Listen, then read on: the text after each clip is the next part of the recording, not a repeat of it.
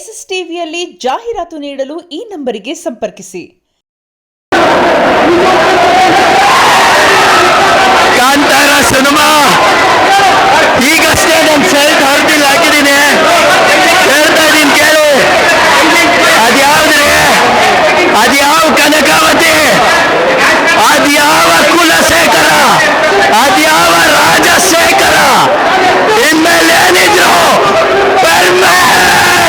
ಮತ್ತೆ ನಾನು ಅಲ್ಲಿಂದ ಒಂದೊಂದು ಗಣ ಕಂಡ್ರಿ.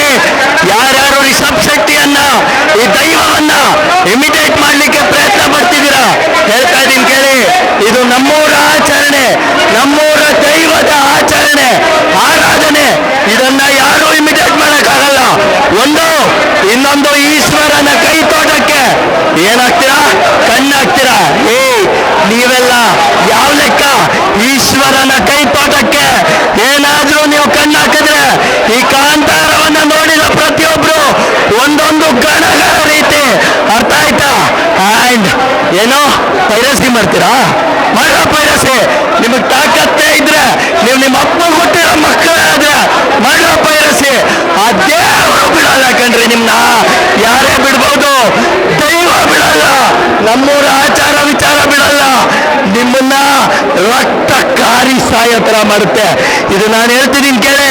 ಯಾವ್ದ್ರಿ ಬಾಲಿವುಡ್, ಯಾವ್ದ್ರಿ ಹಾಲಿವುಡ್, ಯಾವ್ದ್ರಿ ಬೇರೆ ಬೇರೆ ವುಡ್, ನನ್ನ ದೃಢಕ್ಕೆ ಸಮಾನ. ಅದು ಇನ್ಮೇಲೆ ಏನಿದ್ರು ಡಿವೈನ್ ವುಡ್, ದೈವತ್ವದ ವುಡ್.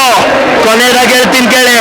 ಇಷ್ಟು ದಿನವರೆಗೂ ಏನಾಗ್ತಿತ್ತು, ದಸರಾ ನಾಡ ಹಬ್ಬ ಗೌರವ ಇದೆ, ಸಿಕ್ಕಾಪಟ್ಟೆ ಗೌರವ ಇದೆ.